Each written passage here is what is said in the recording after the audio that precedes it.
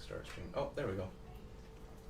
Okay, I think we're live. Notification here in just a second. I think we got this down. I think we did it. Oh, there's a notification. We're live. All right, I'm going to. Hey, everybody. I'm gonna make a post real quick on the channel. Smart. Go platinum and higher. We're live. Post. Boom. All right.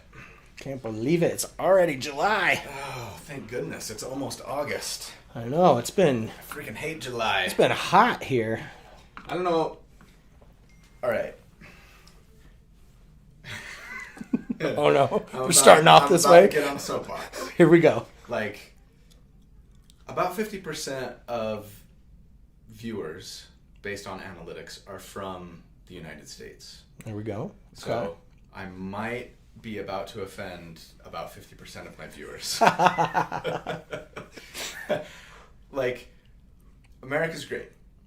And for those who live in Utah, which is probably a decent portion, like, July is sort of like, it's very extra here. Oh, I feel so like, right? extra here, yeah. Because not only is it a super, like, conservative, like, you know, Yeah. chest thumping, like, family, USA, country, USA. You know, kind of place. Yep. Which is great. But we also have another holiday in July, the 24th of July. Mm-hmm. That is, it's basically like the state holiday. Think of it as like the 4th of July, but for just the state. 4th of July part 2. Yeah, it's when the pioneers first came to Utah and settled in Utah, and sometimes, like, the 24th of July is just as, like, celebrated here as the 4th of July.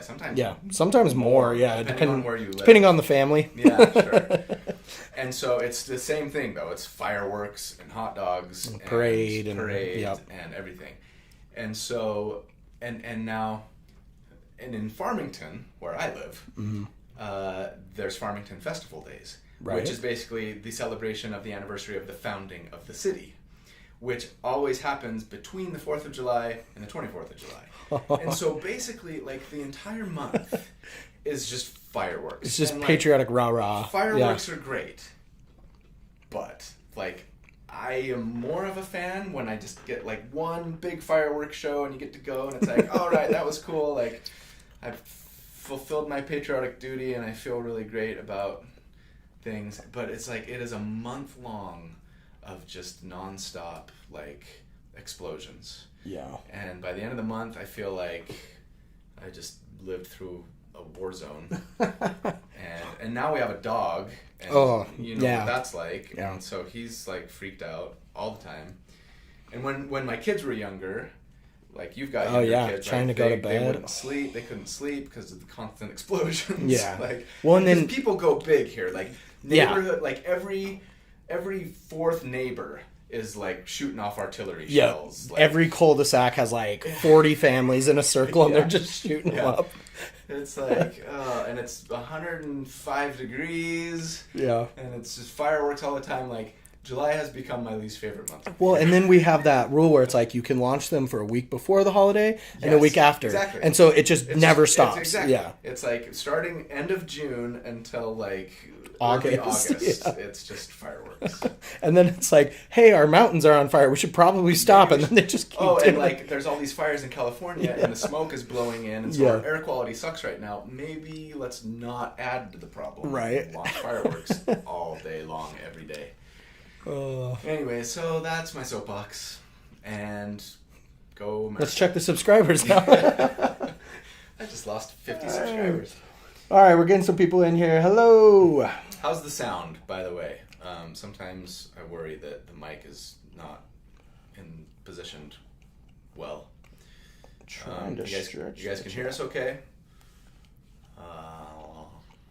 For some reason. There we go. All right, we got Brandon says, you guys are awesome. This is a thanks for how much you've helped me crush my battles and my DM's hopes at a deadly encounter. Sorry, DM. Thanks, Brandon. You're also awesome. Going to be starting a human draconic sorcerer via the 2024 Player's Handbook in September. Any advice you're allowed to share for me? Ooh.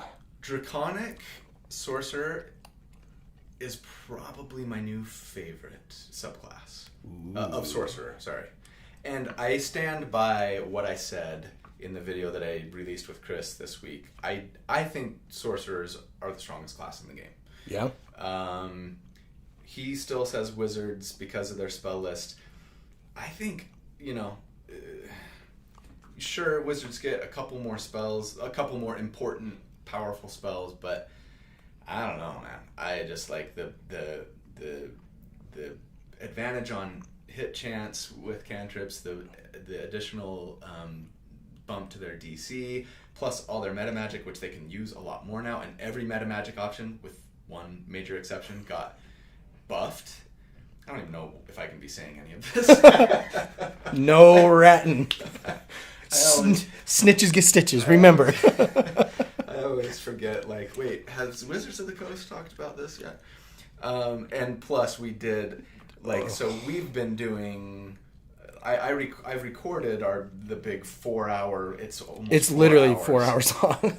Video that's coming out August 1st. Every change to every class and every subclass, and Dallin has been a champion and finished editing the thing. I helped a little. I need to sleep. And so, anyways, I have all of these things in my head of Here, we got to go your way a little bit. Oh, okay. We're getting comments over here a little quiet. Okay. I've talked about everything, right? At least all the class and subclass changes. So yeah, I just forget sometimes. Anyways, sorcerers are awesome.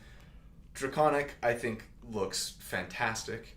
I will say wild magic, and you'll see this in the video, for the first time ever, I'm like, ooh, I kind of want to play this. This looks fun. I couldn't believe it when you said it. I was like, where's Colby? Because what have they done with him? The table is way better. The table's way better. That's all I will say. Did you put a screenshot? No, I put a...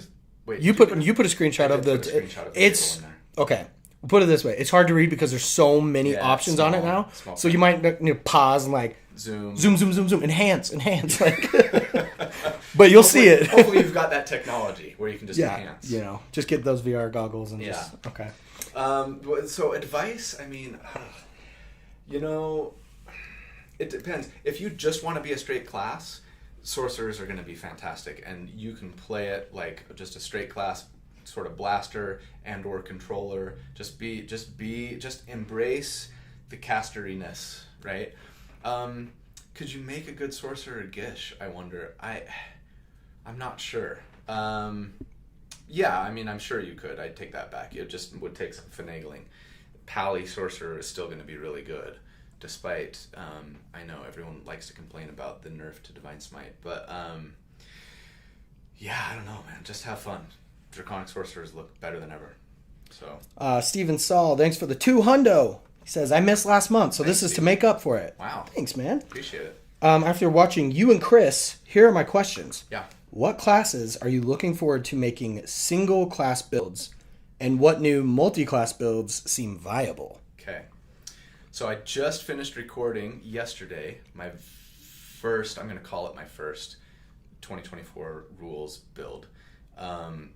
Even though the Assassin Rogue was technically a full 2024 build, I was sort of that was what I was assigned to do from Wizards of the Coast. I didn't get to choose. Yeah. They were like, hey, if you want to take part in this, we're going to give you the Assassin. And I was like, well, yeah, I want to take part, so okay.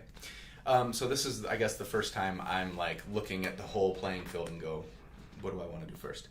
Have I mentioned this? Is this an exclusive reveal? I'm doing a Blade Lock, a full 1-17 Warlock, Pact of the Blade Warlock. I'm not going to spoil what subclass I take.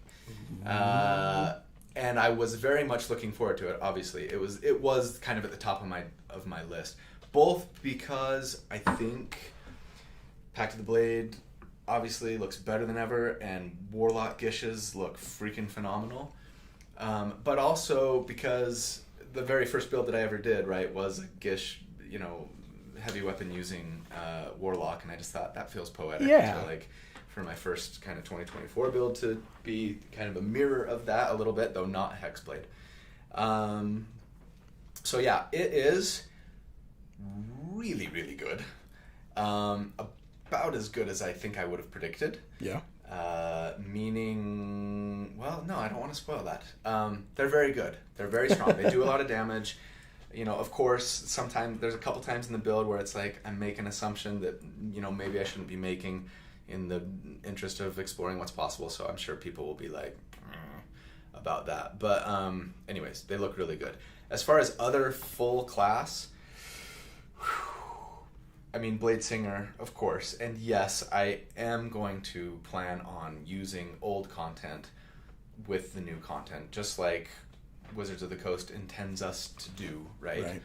Though I probably won't do that, at least for like a few videos, because I want to really kind of like, let's explore the new subclasses, let's explore the heavily updated subclasses, right? Yeah, you need like a solid base to measure from. I think that Valor Bards are probably the, like, as good as this Pact of the Blade Warlock is. I think of the subclasses available in the 2024 Player's Handbook, I think Valor Bards are going to be the hardest hitting of all. Nice. At least once you get Magical Secrets, I'll say that. So 1 through 9, maybe not, though they'll still be very good. But from 10 on, yeah, they're gonna be amazing. Yeah. And so I'm definitely looking forward to and planning on doing that. Paladins, I love. Man, people complain about people can't see the forest through the trees. Like, they're so hung up on the change to Divine Smite, which I admit I don't love either. I wish that they would have made it not require a bonus action, at least, and or not had it be a spell. I don't know why they couldn't have. Now I'm getting off on a tangent. I don't know, and again, like, I hope I can say this. I don't know why they couldn't have done with Divine Smite what they did with Sneak Attack with Rogues. It seems like a missed opportunity. And just say, hey, like, still limit it to spell slots. Don't you know, you can't do it every turn like you can with Sneak Attack. But it seemed like their intention was to say, hey, let's either let you Divine Smite for full damage, or Thunderous Smite, or, you know, Searing Smite for like different things, and it's not going to do as much damage, but then you get these other cool effects, right? Like they did with Sneak Attack. And I'm like, yeah, awesome. Like, open it up, but having it cost a spell and be an actual spell limits you in what you can do with your action otherwise. Right. And then and like barbarians can no longer smite, right? And there's just things like that bother me about it. But then having it cost a bonus action is like, I mean, there are builds out there where you could have a bonus action attack, right?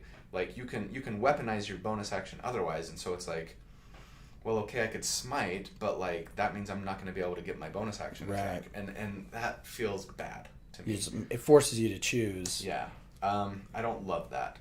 Anyways, that said, there are lots of things about Paladins that I do still love, and let's be honest. Can we just be honest? Like, they were one of, if not the strongest classes in the game, right? Base class, yeah. Base class. I mean, I know full spellcasters are full spellcasters, but like for what they brought as far as Aura of Protection and so many other things, right?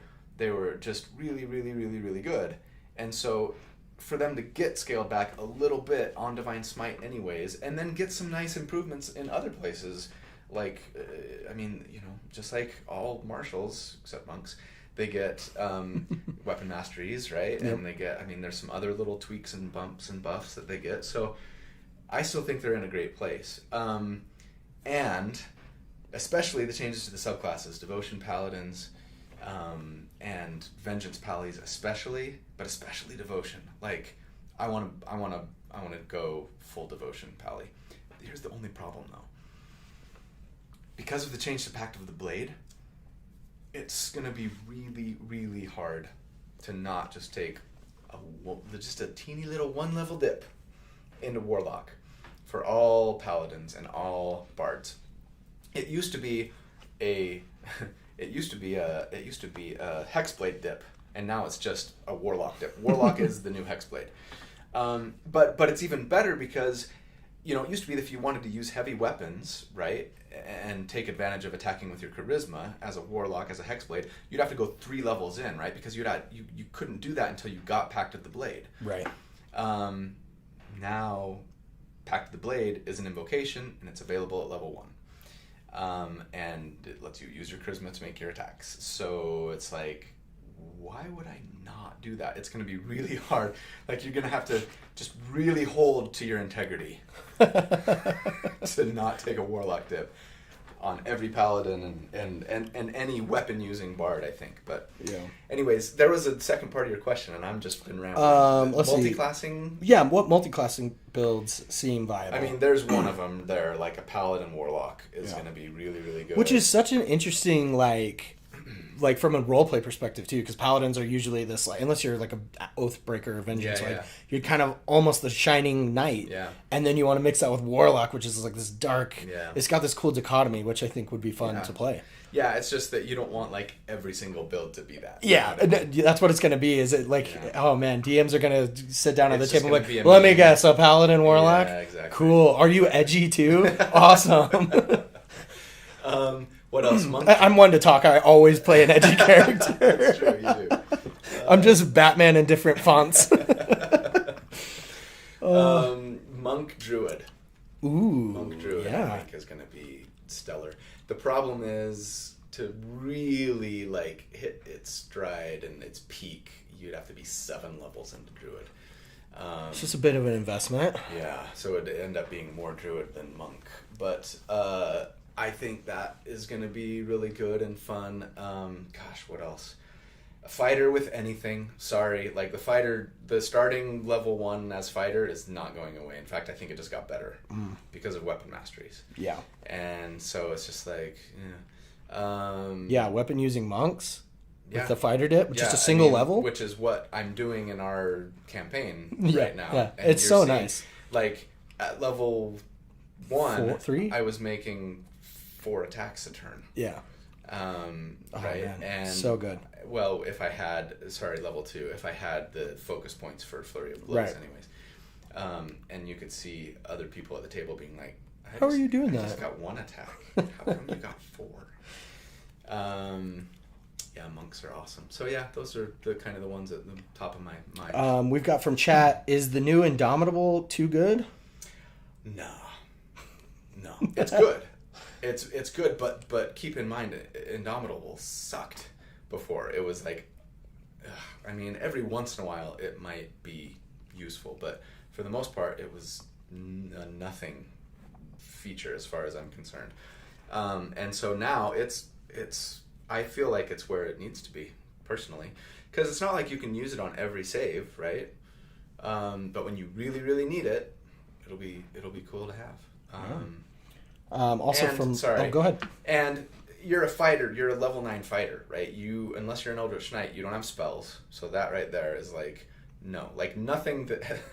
I'm almost of the opinion that like, there's no such thing as too good for like a non-spell using character.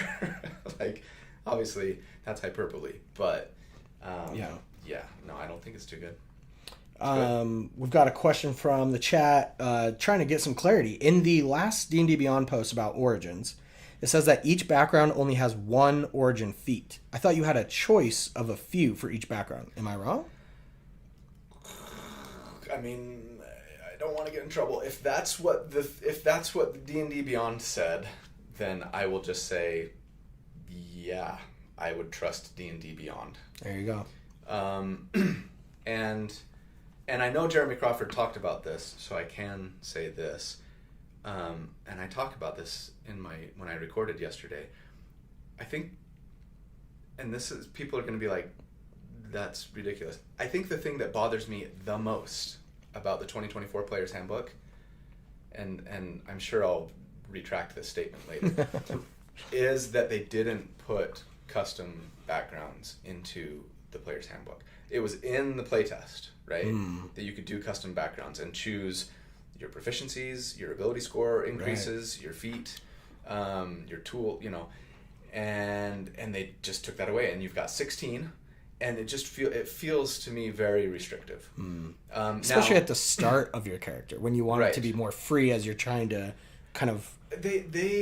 They have done so much starting with Tasha's Cauldron of Everything and since. Right. The arc of like the development for D&D 5e has been towards greater freedom for players to create the character that they want to create. We're no longer tying ability scores to your race. We're not, custom lineage. I mean, all these things, custom backgrounds even were a thing, right? And to just say, nope, you've got these 16 for the player's handbook. Now, Jeremy Crawford has said that in the DMG, they're going to have info about custom backgrounds. And that's great.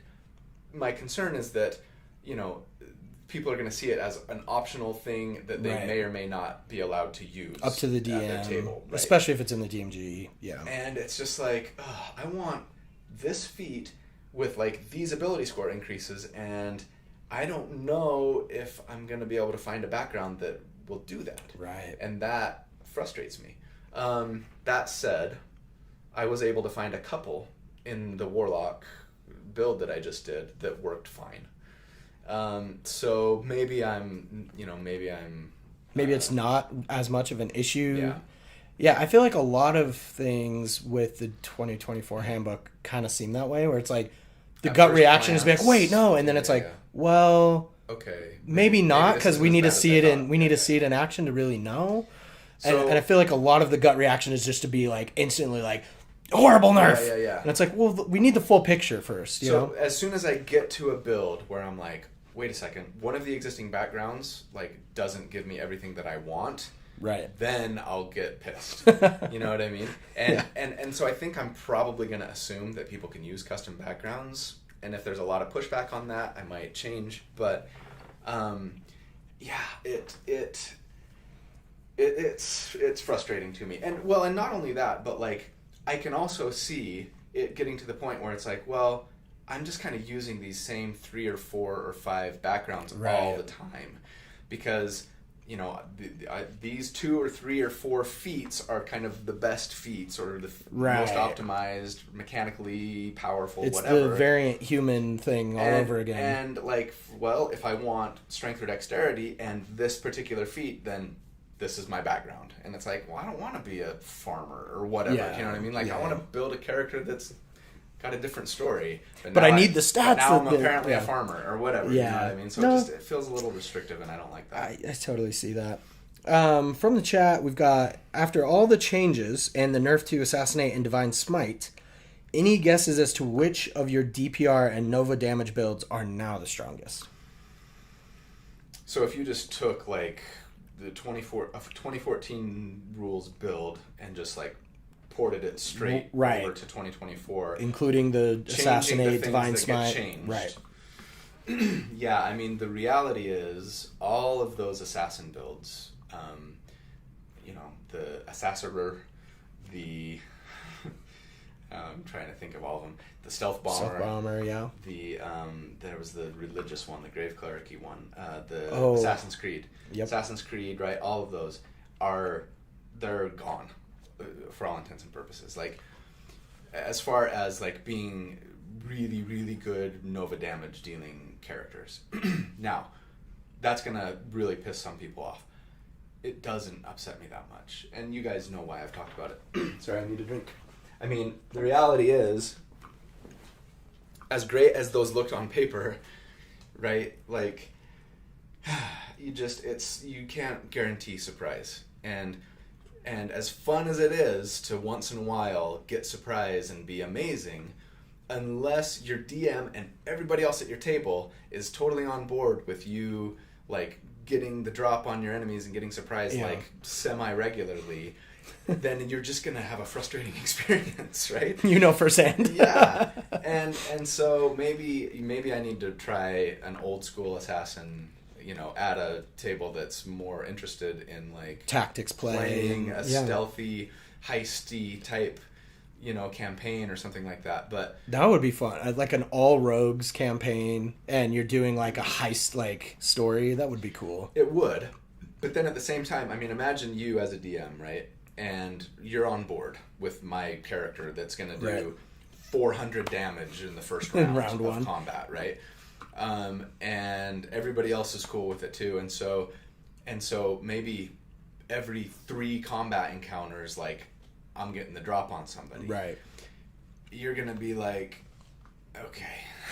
Like, gotta keep the big bad away from this fight for a while. Or like, if I'm gonna allow for surprise here, then like I need to like triple the difficulty of this encounter. Which, like, that's fine. You can do that, right? But then, as the player, then it's kind of frustrating because the big awesome thing you got to do didn't actually happen. Yeah. So that's And then so that's the assassin stuff. The divine smite stuff too. Like, I mean, I have a lot of builds that relied heavily on smiting a lot and as hard as possible. It might be controversial, but Divine Smite might have been broken. It might have been a little OP. That's why I say, like, I don't have a problem with bringing it back to once a turn. Yeah. I really don't.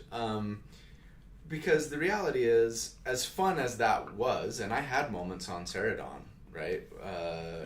Tales of Veneria just campaign. Chop a guy in half. I was like one-shotting dudes. Yeah. And that was cool, and it was fun once in a while, right? But also it was like super resource intensive. It worked well at our table because we would only have like 1 combat encounter per session for the most part. So you could just bank them. And usually there was a long rest happening in between them. And so it was like, you can blow all your resources, right? But like at tables where you might only be getting a long rest every 2 or 3 or 4 or 5 combat encounters, well, you don't want to play that way because you're going to blow everything in 1 combat encounter and then suck for the rest of the day, or not suck, but be way weaker, right? So I don't mind like some sort of forced restriction there. And I mean, again, these are reasons why I said in that video with Chris that we released this week, like, I think burst damage is maybe the thing that's going to change the most with builds going forward. I think it's going to be really hard to replicate those burst damage builds. And Chris, disagreed with me generally. He was like, no, you just have to think of new ways. And I'm just like, I mean, there are still ways to do burst damage, but I don't think there's anything out there that can say, if you get a critical hit, then blow everything. Just kill, Or if you have a bunch of high-level spell slots and you can make a lot of attacks on your turn, then you can smite things into oblivion. I don't think so. I mean, but we'll see. Maybe I'm missing something. Yeah. Well, time will tell. Yeah. And again, like, I'm kind of okay with that. And if you mix older stuff, like, there's still ways to get lots of attacks. If you can use Echo Knights and bugbears, you know what I mean, like, at your table, it's still like there's still going to be ways to do stuff, but it feels to me like sustained damage potentially might be going up, but burst damage is coming down. That's my gut, and until I have a chance to like do a bunch of builds and actually crunch the numbers and compare them to one another, and maybe see that I'm wrong, I'm gonna believe that. Is that Wizards' response to DMs complaining about combat being hard to balance? Because burst damage is something that's hard to calculate for as a DM. It's harder to so I almost wonder if that's like their attempt to like flatten the curve a little bit for DMs so that there's less chance of your encounter just getting blown up. Yeah, maybe. I don't know. I do feel like, generally speaking, and this is maybe something that I didn't say in the video with Chris, I'm not sure. I do feel like the floor has been raised a little, but the ceiling has been lowered a little. I mean, it's not Pathfinder, right? Sorry, Pathfinder fans. Like, Pathfinder to me felt like, this was your numbers are your tight. Area of variance, right? Yep. And some people love that. And we've talked about that before. But it was like, if you really optimize, you might get an extra 10% damage over somebody who had no idea what they were doing. It's how it felt to me. Yeah. It's not that. But yeah, I do feel like the floor has been raised a little, the ceiling's been lowered a little on damage generally, with an exception or two. All right. I can't talk about. From the chat, basic stupidity. I'm super excited for all the new species, specifically Goliath variants. Is there any species the two of you are excited to use? Goliaths. I'm sorry for the spoiler. I'm 2 for 2 on using Goliaths in 2024 Player's Handbook builds so far. Nice. Not the same ancestry, not the same giant ancestry, but they're good. Like, there's just proficiency bonus times per day. You can do something really cool. Yeah. And there's lots of cool things. Nice. You can teleport. You can do some burst damage. You can do some burst damage and slow. You can knock an enemy prone. No saving throw. I love that. Lots of variety. Depending on which ancestry you pick. So I really like them. I think you're going to see a decent amount of halfling builds from me going forward. Not because halflings got massively buffed, but because their halfling luck feat is actually something that will impact like sustained damage, and there's not a lot in species now that will do that. I mean, there wasn't really a ton before, except like custom lineage or variant human, where you'd get a free feat, right? But I'm not going to use those anymore, in case anybody was wondering, because as far as I know, and as far as I've heard, and as far as I can tell, like, everybody gets a free feat at level 1 now, and even if you could play with the old rules and take custom lineage or variant human, the free feat that they got, if you were trying to port that into 2024, would be an origin feat. That makes sense. Not a general feat, meaning that you still can't get like the best feats at level 1. So you might as well just play regular human, because regular humans get a free origin feat. There you go. Right? And so yeah, it just doesn't make sense to use custom lineage and variant human anymore. And so yeah, so speaking of, I think humans are really good though. Those origin feats are great, but depending on your build, most builds I don't think are gonna have like massive gains from getting 2 origin feats, because none of them, there's plenty of them that are really good, don't get me wrong, but I don't think any of them are like, oh, if I take this feat, then like I'm gonna hit a lot harder and do a lot more damage, right? With maybe an exception to Tavern Brawler if you're like an unarmed strike focused character. So anyways, halflings have luck, which lets them reroll nat 1s, right? And like, that's impactful. Sure. And not a lot else is in species. Like, every species is great. They all get cool stuff. There's fun utility and spells and like things. But yeah, so those are kind of the standouts to me.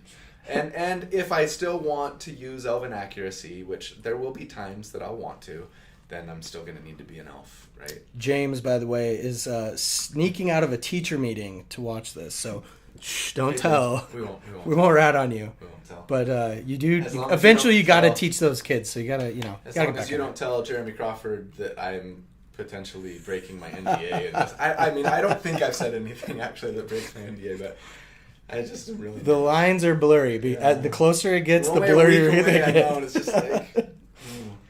All right, let's go over to the Discord. He says, never! All right, good man. Thaladar from Discord says, the base wizard class in 2024 Player's Handbook didn't change much at all, and Bladesinger didn't even make it into the PHB. Sad about that. How do you think the old Tasha's Cauldron of Everything Bladesinger stacks up against new Eldritch Knight, Blade Warlock, or other Gish subclasses that got updates? I think for those of us who can play a Bladesinger, and I really hope, you guys, I really hope that most of us will be able to use like existing older stuff with the new 2024 stuff.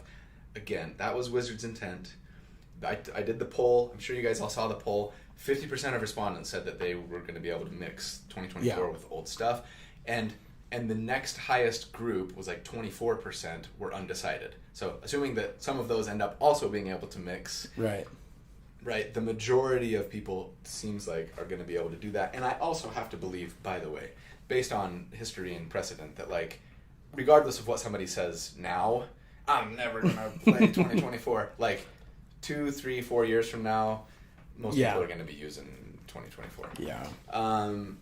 And you know, for those who are gonna hold that line and things, like, good for you. That's fine. Like, keep just doing that. You don't want to give Wizards any money. I get it. I think that Blade Singers will be the most powerful subclass in the game. Still, I guess, because I kind of already thought that, right? Yeah. But I think they'll be even better now with the 2024 rules. That's partly because of spells. Yeah. And one spell in particular. I keep saying this. There's a spell that's overpowered, and it should have been nerfed, and it made it through playtest, and I'm actually really worried about it. Oh no. I think it's probably going to see a lot of homebrew nerfs. Yeah. Because I think it's too good. It's better than re-rolling and getting advantage and giving advantage to somebody else. It's so good. Like, anyways, whatever. So I think Blade Singers will be as good as they've ever been and better than everybody else. You know, that said, I think it will be harder to just straight class Blade Singer now because of fighters and weapon masteries, right? Right. Weapon masteries with a Blade Singer. Yeah. Yeah. Just doing a dip? You just do, oh my take gosh. a level of fighter. It's like, it's the new you have to do this. Constitution saving throw, proficiency. Yeah. Like, you don't need armor on a Blade Singer, right? Because you can only use light armor anyways, and they get that. But, like, all the weapons, if you need something else, if you got a scimitar, but, like, you could find a cool short sword, you know what I mean? Like, then weapon masteries, and plus the little things, like, oh, also you can self-heal a little bit here, and, you know, blah, blah, blah. And then, of course, then you're one level in fighter, and you're like, well, I could still get action surge. Just if go I just one take more. One more level, I could get action surge. And then you're like, well, Battle Master would be kind of cool. Yeah. Or Psy Warrior. Then you just go all the way to extra attack. Eldritch and then, Knight. yeah. No, because Blade Oh, that's right. They get the Blade Singer extra attack. Anyways, so yes, but yeah, you're right. Wizards didn't get, not Wizards of the Coast, the Wizard class did not get a lot, which is fine because they were, and some people think still are, the most powerful class in the game. So I don't think they needed a lot, but they got some little tweaks and some little toys. Chat says they hope you do more monk builds. Blade Singers are awesome, but they want to see more monk builds. Okay. So. Well, I mean, yeah, I love monks, and they're like way better now too. So it's like all the more reason to do more of them. Yeah, I'm excited for monks. And people who really like playing monks, you finally are gonna have like a viable character, not just like I scrape by, but like I actually do damage, and it's gonna be cool. Yeah, they're gonna be awesome. All right, from Discord, Ron Branson. What are some of your builds you might recommend more when going rolled stats and getting something super high across multiple stats? For example, they got 3 18s. Wow. So what type of class and multi-class would you set up there? Blade Singer. Next question. But Blade Singer is great there because you really want a high intelligence and a high dexterity and a high constitution. And you really benefit from all of those things, right? Yeah. So, but yeah, I mean, other than that, I'm going to say Paladin Monk would be fun because you can smite with an unarmed strike now. But the stat thing is so prohibitive, right? You need a 13 in strength, charisma, wisdom, and dexterity. To say nothing of, you still want constitution. You know what I mean? And so it's really hard. It's almost a failure to launch multi-class, right? Unless you roll stats and get really high, and that would be fun. That would be fun to play with. I can see doing go 5 levels into monk, maybe 6, and then doing a pally dip. For 2 levels, maybe 3, to get some cool subclass stuff. Yeah. And you get weapon masteries, and yeah, that would be fun. And then you can smite with your fists. Only once a turn, but still, be cool. Basic Stupidity from the chat says exactly what I was just about to say. Any mad class would benefit from this. A 14 monk, 6 paladin for all the saves. Yeah. That's anything where you're mad, you've solved that problem. Imagine 14 monk, 6 pally, where you have saving throw proficiency on every saving throw, and you have Aura of Protection where you're getting a bump to your saving throws based on your charisma. You would never fit. That's almost like too much. It's like, you don't need that many bumps to your saving throws, but it'd be cool. I've got a plus 17 to every saving throw. It's just like, all right. Yeah. That'd be hard as a DM to get any sort of status thing going. Yeah. Oh, that would be fun though. And with monks too, like you can get an okay AC. It's not great, but you now can deflect stuff. Yes. Not just ranged attacks, but everything. And so it's like, ooh, yeah, they could be seriously tanky. It'd be fun. From Discord, from Rogue, with the reaction the community has had with the new Ranger class and Player's Handbook. This was going to come up. What fixes would you like to see implemented to bring it in line with the rest of the classes performance-wise? Okay, I'm going to say something that's going to upset people. Oh boy. I think that Rangers are, like, still pretty good.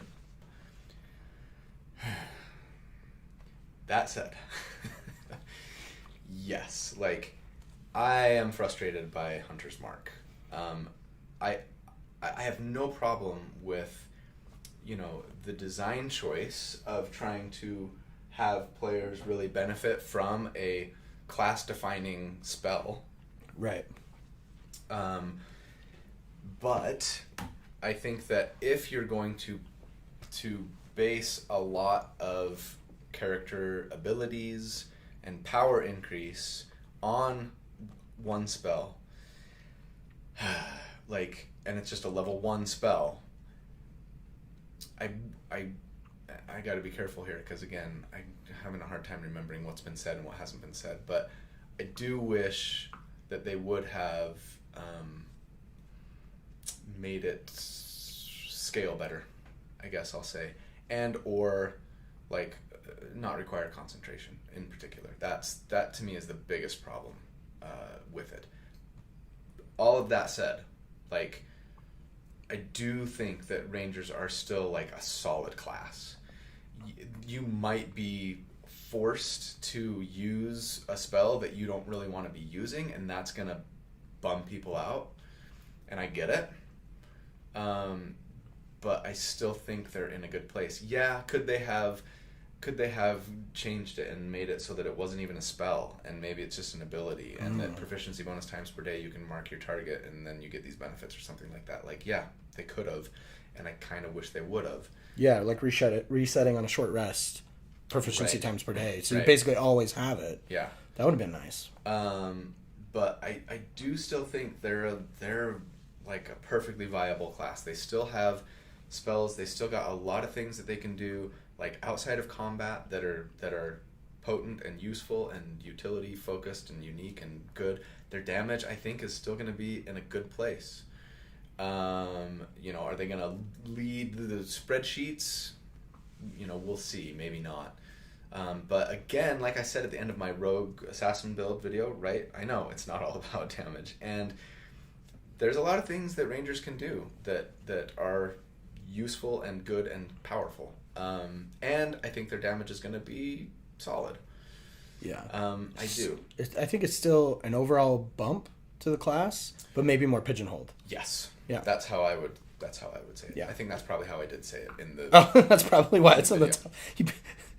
It's been hours and hours of it. Yeah. I probably just regurgitate. That sounds familiar. But, you know, we'll see. Like, I could be wrong. Yeah. And maybe the outcry is warranted. I get the reason behind the frustration. I do. Well, when you see Monk actually get good, and then you're a fan of Rangers, especially if you were like an OG Beastmaster Ranger, and now you're like, come on, I'm still not as good as I want to be. And when Ranger had a reputation of being like at the bottom of the pile, right? Some people thought they were the worst class. I don't think they were. I think Monks for sure. And then they got some changes in Tasha's, and the hubbub died down. People were kind of like, okay, like this is okay. It's fine. Yeah. Yeah. And then there wasn't a ton of change, right, between what we saw from Tasha's and what we're seeing in the new player's handbook. And I think that's what has people upset, combined with the feeling pigeonholed into using Hunter's Mark. Yeah. But so the question was, like, what would I change? Yeah, to bring them in line. I mean, I think that would be the main thing. Like I said, I think, gosh, I really was hoping to see, and maybe, like, eventually, maybe it would scale, right? Maybe the first few levels it still requires concentration and a bonus action to transfer, but maybe at level whatever, 5, 10, I don't care, almost, it no longer requires a bonus action to transfer. And then maybe the next phase up, it no longer requires concentration or something like that. Yeah. I can see that being really good. But anyways, I've not play tested a ranger, and usually they don't tend to be a class that I feel drawn towards. But so until I do, and or have conversations with people. But let me say this, Chris Treant Monk, right? He has playtested the crap out of 2024 stuff, both in the playtest version and I think since getting the new player's handbook. And I trust him. I do. And when he says, like, they performed fine, I believe him. So again, you might feel pigeonholed, and that's frustrating. I get it. But as far as just mechanical power, I think they're going to be okay. I do. All right, so we got 2 questions from chat in here that popped up. We're going to take them in order. So first we'll go with Brandon. With the shift from burst damage to sustained, from what I can tell, will this affect your build philosophy going forward at all? I'm going to still try and do both. And I'm going to do my level best to build, like, a strong burst damage character and multiple, I guess, strong burst damage characters. My suspicion is that I won't be able to hit the same heights, but I still think that burst damage is I build mostly sustained damage characters, or at least I build more sustained damage characters than I do burst damage characters. But I also believe that burst damage is king when it comes to, like, just tactical play, blowing up a fight. Yeah, like killing. I agree with Pack Tactics. He had a video on this, right? Like taking out an enemy quickly and early in combat is like more powerful than, like, doing more damage over time. For whatever reason, I still like to build those sustained damage characters. I just there's something about me that craves and loves, like, the reliability of a thing. Yeah.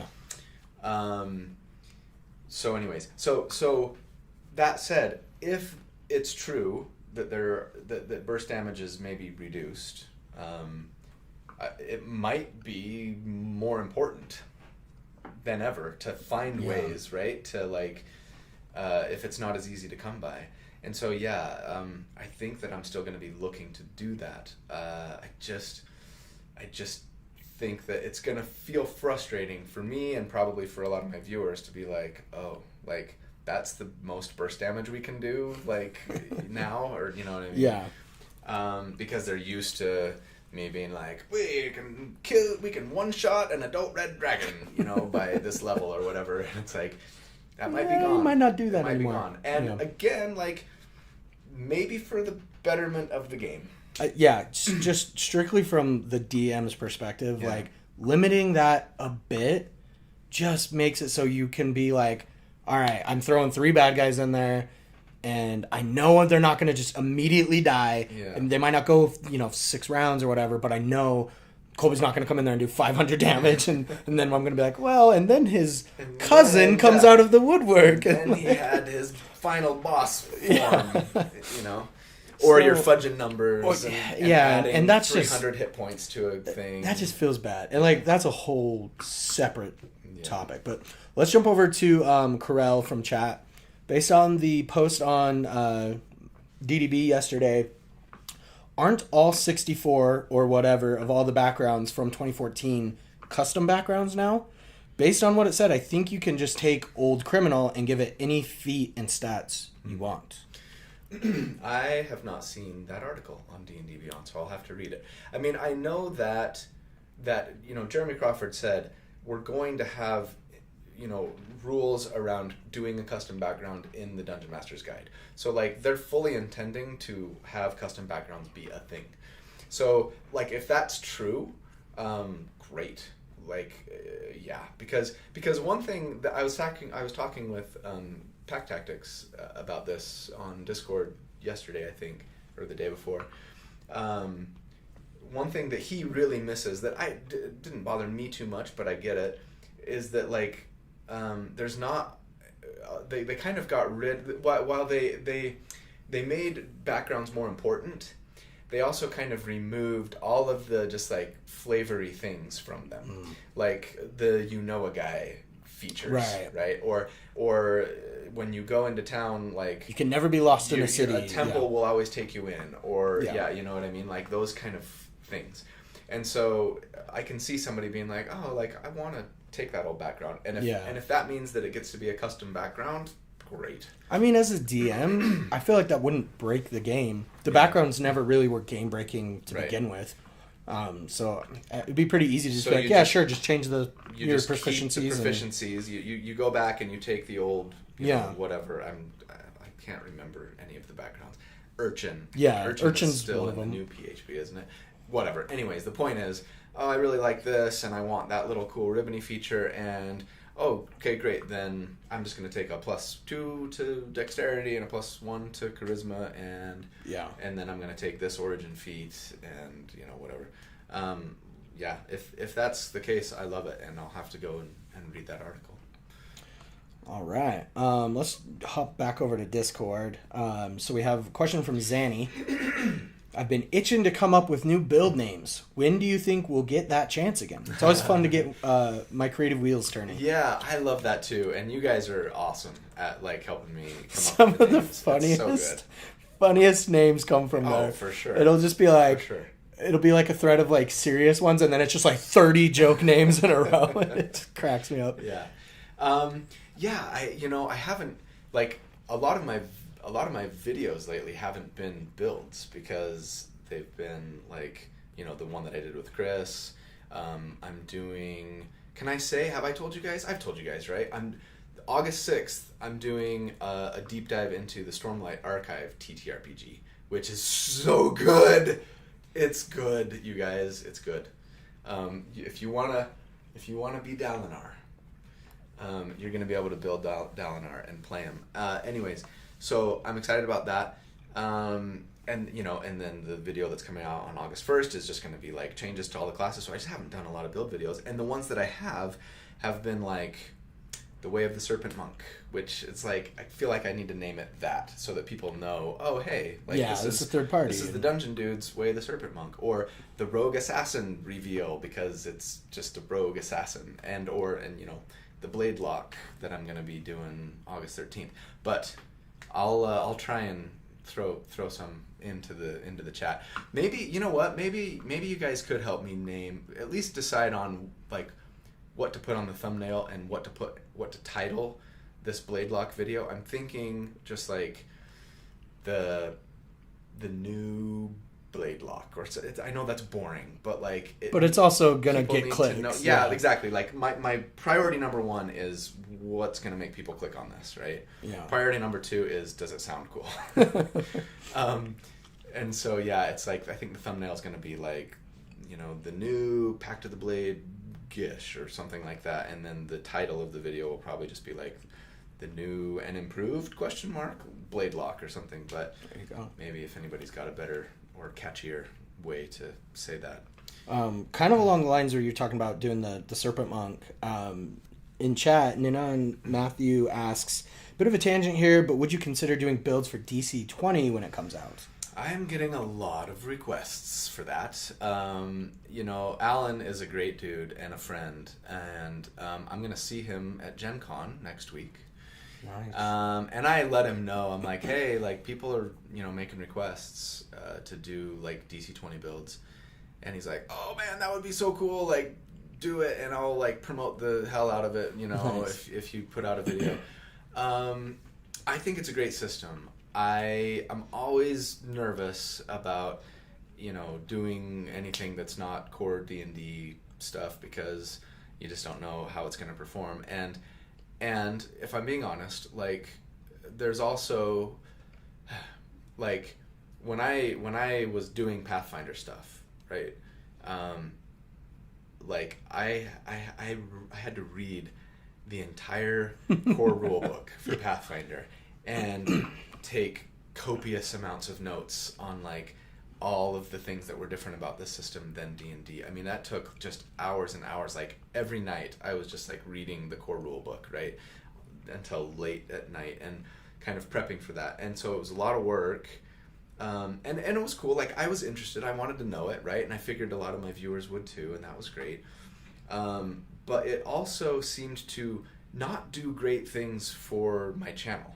Sure. Like, there was a big bump at first, like a lot of just new all the people. Like excitement of like, oh, because that was back at the time, like everyone was like, Pathfinder's the new thing. Yeah, Everyone's OGL, jumping ship. Yep, we're moving. I hate Wizards of the Coast. Yep. And so and it was great, and I got to learn Pathfinder, and we got to play it, and it was fun, and I had fun like figuring out builds and stuff like that. But like, also, I didn't feel like an expert. I felt like I'm trying to tell people how to do a thing, but I also feel like I'm gonna screw this up. Like, I'm no pro. Like, I don't have the experience, right? And then also, like, I ended up splitting my audience, and so I would have some people that would just watch the Pathfinder videos, and some people that would just watch the D&D videos, and the algorithm, like, it didn't know how to handle that. And I felt like it was bad for the channel. And similarly with BG3, even like Baldur's Gate 3 was an amazing video game, and I did feel like I could talk with authority there because it was basically D&D, right, with some changes, of course. And so that was awesome, and of course, huge influx of like new subscribers. Those videos all like were record-breaking performers, and that was all awesome. And over the last 4 or 5 months, like, channel growth has gone down the toilet. Because it had this massive spike, and then again, like, I split my audience. Yeah. It's almost like you need a second channel for all the extra stuff that you just don't post too often. It's like, but when you do a DC-20 build, it goes on the other one. Yeah. So you don't, like, but then hurt it's your... like... now my core audience, which is mostly interested in D&D, is like, what, you're not, no video this week? Oh man, like, you know, so it's tough. So I'm not saying that I'm never going to do other systems. I mean, obviously, I just told you guys that I'm doing a Stormlight Archive TTRPG deep dive. I mean, there's no way I could say no to that. It's Brandon Sanderson. Like, if you get a chance, you just do it, right? I think, I don't know if everybody knows, but, like, there's a legit goal to meet Sanderson, and not just at Comic-Con like we have. I've met him. Because we've met him, and that's cool. But I mean, like, seriously meet him, sit down at his house. Invited to the lair. Yeah. So, like, this is strategic. This is an initiative. It's well thought out. It's been in the works. But, so anyways, you know, I would not be surprised if at some point I did a build for DC-20. If I do, I would definitely wait until we had 1.0. Right, he's still in beta. He's still developing. I think he's on 0.9 right now, so he's getting close. Very cool. But yeah, I have trepidation because it's like, okay, I feel like I know the system fairly well, but the last time I really looked at it was like 0.6, so I know it's changed since then. And it's like, I got to learn this new system, and then I got to do a build for it when I'm not really an expert. But, you know, but also, who is pretty well, sure, of DC-20 at this point? Like, I think I could probably do like a good optimized build, and then it's just like, I think it probably underperforms based on the D&D stuff, just because it's a great system, but you know, it's there's a lot of hype around it right now. But I think, you know, the audience is smaller. It's not the massive engine that is Hasbro. Yeah. So we'll see. But, you know, keep asking in the comments. And again, like, you know, I've done this in the past where it's like, I had so many requests to do a Blood Hunter build, right? Even though it's technically third-party content, even though it's on D&D Beyond. That finally I was like, okay, fine. Like, I feel like I have to do this. Like, the demand has been high enough. And I did, and it underperformed. But that's okay, right? And it was fun to kind of learn about Blood Hunters and make a build, and I've done 2 of them now to date. Neither of them have done particularly well for the channel, and that's okay. Like, it doesn't all need to be about like numbers and. Sure. Well, of course, I'm me, so it kind of is. It's always about numbers for me. I try to make it not always about numbers and just be like, hey, I just want to do this and it sounds fun, and I know some people at least will enjoy it, and that's okay.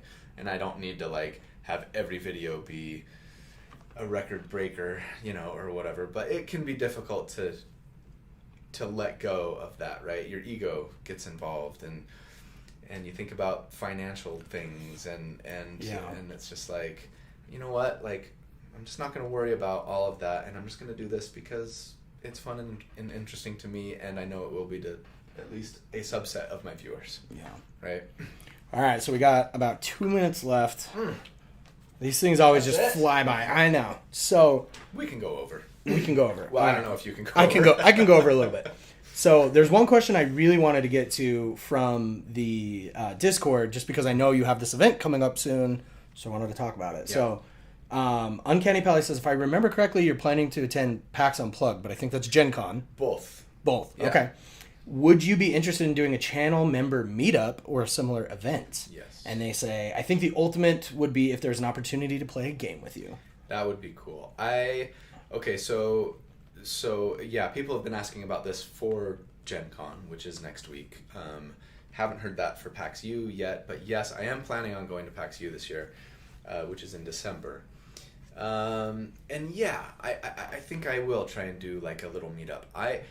Stay tuned to the YouTube channel, the community tab.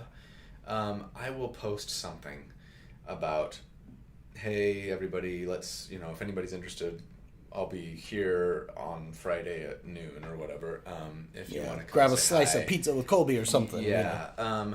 As far as like actually playing a game, that feels like more of an undertaking. It would be fun, but I worry that like, what if a lot of people show up? You gotta just bust out Uno. We're playing Uno today, guys. Yeah, we'll just play hearts. Yeah, I could see that. That feels more realistic to me. Of like, let's just play a board game, even if it's more complicated than Uno. Yeah. Let's play Everdell. Yeah, there you go. Or Wingspan. Yes. So stay tuned. I'll post it in the Discord as well, as soon as I figure it out. I'm trying to figure out what my schedule is going to be for Gen Con. I've got some things with the Dungeon Dudes that I'm hanging out with, and I'm actually meeting a bunch of the guys that are working on the Stormlight Archive TTRPG. They're having an event one night. Very cool. I'm actually, this is something I know I'm not supposed to say, so nobody tell my agent or he'll get really mad at me. There is a Wizards of the Coast thing that I'm doing Friday afternoon, and it's very hush-hush. I don't even know about it yet. I've just been told to be at a certain place at 1 p.m. Nice. And that's all I know. So they're clearly going to reveal something to the... Yeah. They just want you to be there. I'm like, okay. I think I might be helping playtest something. Oh. But it doesn't sound like it's just D&D. Or maybe it is. Maybe they're just like, hey, we're just going to do a one-shot of... I have no idea. Or maybe it's going to be some card. I have no idea. I literally have no idea. I just know I'm supposed to be somewhere Friday at 1 o'clock. Interesting. Anyways. They're going to announce the D&D movie part 2. Yeah. Who knows? And they're having an event, too, on Wednesday night that I'm invited to. So I got to, like, figure all that out. And then be like, okay, I've got a block of time here. Sure. Like, I'll do a little meetup. All right. Want to do one more question? Sure. All right, let's do one more question. So, we'll take this one from chat. I thought this was interesting. So, weapon mastery for Warlock is going to be so cool. Are there any specific weapons that you're looking forward to using for blade locks? And maybe this steps on the toes of your next build video. Well, not really, because I went straight class. I went straight Warlock for that build, and Warlocks. Say that. Edit this out. Wait, we're live. I'll just say I did not end up taking any weapon masteries on this build. And that said, I'm sorely tempted, as I mentioned, to like take a fighter dip, right? Or you can get it with a feat. So yeah, if I could have, I think I probably would have gone with maybe Topple on like a Maul, or I like Graze just because it's guaranteed damage, and even though it's less damage, you know, it's like the difference between spells that do half damage on a save and like no damage if they make their save mathematically is very significant, right? And it just feels better to you as the player to be like, well, okay, but at least I did something. I'm not. And so having that aspect with weapon users feels cool. Yeah. To me. And so that said, I'm always trying to like optimize my hit chance and get advantage and, you know, all those things. And so it's almost like the problem with Graze is that the more likely you are to hit, the worse it is, because it doesn't do anything for you unless you miss. True. It's a fail-safe type. Yeah. And so it's one of those things that raises the floor, but, you know, maybe you lower the ceiling by sort of saying, I'm not going to worry about my hit chance because I know I'm going to do some damage. I still like it. And Cleave is fun too, because it's just fun to like cleave through an enemy and hit somebody else that's standing next to him. It just feels like such a video game thing. Like the barbarian does like a twirl attack and hits like 5 people. Like, it's so cool. The problem is, again, it's one of those things where it's like, what if you're fighting somebody and there's no enemy standing next to them? It's not that useful. So I kind of feel like Topple might be the best of like the heavy weapon masteries. But then again, you might have other ways to get advantage, and then you don't need that, right? So, but those would be the standouts for me. Cool. Well, we do have some carryover questions that we'll just have to wait until August. Sorry if we didn't get to you. We will get to you. You know this about Colby. You'll be at the top we ask of the one list. Question, and we're not getting a 1-minute response. It's 5 minimum, 10 preferable. 15 is when I'm like, okay, we've got to go to another question. Did you guys, if anybody watched that interview from Jason, Jason, he's got a YouTube channel. He's just like a little startup YouTube channel. You saw you share that on the community. Yeah. He interviewed Pointy Hat. Was like his first interview. I'm like, wow, good for you. Big land, yeah. And I've done an interview with him, and it was fun. And yeah, I feel like Pointy Hat's interview was 30 minutes long. Mine was 60.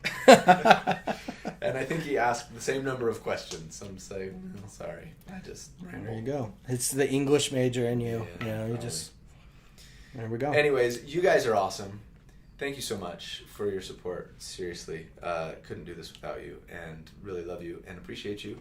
And this is always, I say it every time, but like this is my favorite day of the month. Yeah. It's just fun to just like hang out and chat and interact and chat with Dallin and just chill. And it's good to hang out. You know, we're always in like this editor, creator type relationship, so it's good to. Just shoot the breeze and just kind of hang out. Yeah, for sure. So hopefully I will see some of you guys at Gen Con, and stay tuned for. I'll make an announcement about when and where a meetup will be. It'll probably be Friday or Saturday because I think that's when most people are there. Though I will be there Thursday. My Thursday schedule is wide open. Maybe I should do Thursday. Anyways, we'll figure it out, and I'll let you know. Or I could do a couple. Maybe I could do a couple. Worst case scenario, like look for the dungeon dudes, and I'll probably be there because I'm such a fan of Kelly and Monty, and I just become a fanboy at their. Just want to be where they are. Events. Yeah, just like soak up. What are you guys doing now? Now what are you gonna do? You guys want to go to Red Lobster? My treat. Yeah, that's me. So yeah, just look for Kelly and Monty, and I'll probably be, orbiting somewhere. There you go. So, all right. Thanks, guys. See ya.